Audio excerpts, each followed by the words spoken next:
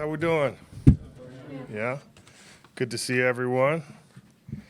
It's been a while since we've been in person together, but good to be back. Good to see everyone. Obviously we just had our third round pick, Ed Ingram, guard from LSU.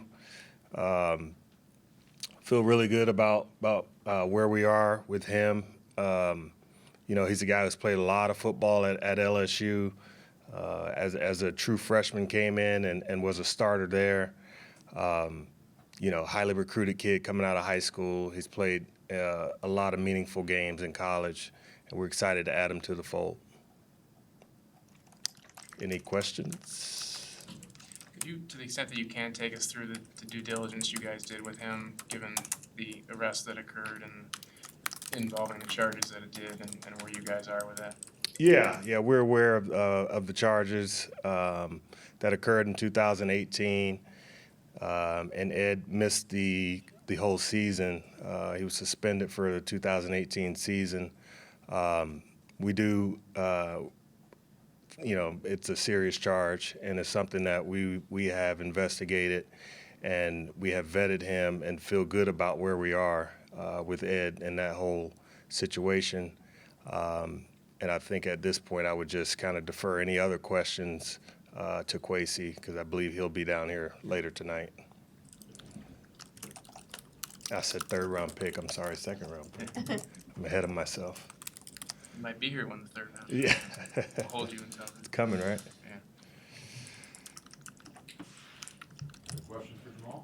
Along with the LSU connections you guys have had, whether it's guys who've taken from recent past, Justin, Patrick Peterson, Durante being down there, how much does that help the vetting process, if any, as you guys are looking at players from there? Yeah, I mean, we'd be silly not to use our connections. And our scouting staff is a pretty experienced staff. We've got a lot of guys who have connections down at LSU and have been going down there for years.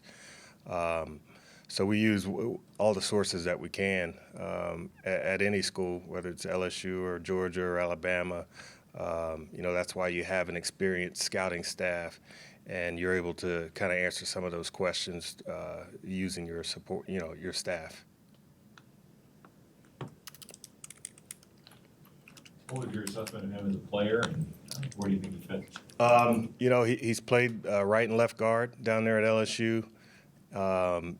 Really athletic guy. He's got really good size, good feet. We feel he fits our scheme well. He's just a guy who's going to come in and be able to compete.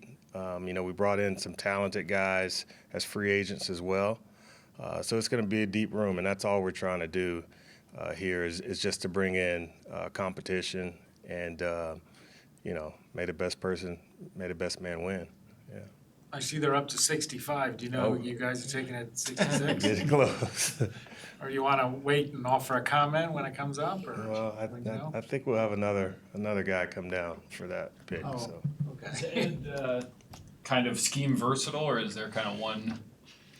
Is he more geared toward this zone style? Yeah, I think he's really a perfect fit for kind of our mid zone, but he can do some wide zone. He's not the biggest guy, so in terms of like gap scheme type stuff, may not be the most situated for that. But we feel like what he does in our scheme is really just be a good athlete, play on his feet, finish blocks. And he's played a lot of football at a high level. He's played against some really talented interior defensive linemen, and we feel like he'll get here and won't skip a beat. With that position and all the assets you guys have put toward it over the years, was it important to get somebody like him who seems like he might be more ready to compete right away for one of these jobs? No, I wouldn't say we went out and targeted an LSU guard. I mean, it was just, the chips fell the way they did. We're just looking to add good football players, and we think Ed's a good football player. With Andrew Booth, what do you see from him, and what did you guys like about him? Really talented corner. Has played at Clemson. Came out early as a junior. I actually saw him play live this year at Pitt. He's a good-looking kid. 6 foot, long arms. very physical in the run game. He can press. He can play off. You know, we feel like he's going to add competition in that DB room as well. Rick used to talk about this some, but you got a guy from Georgia, a guy from Clemson, a guy from LSU. How much does, for you personally, the guys that play in those big programs, that play in a lot of the CFP games on those big stages, how much does that factor into the scouting process?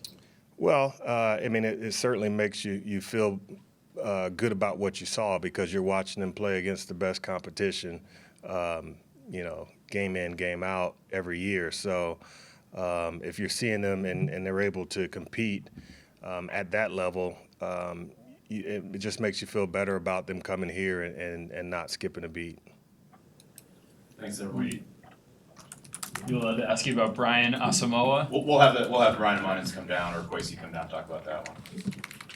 Thanks, guys.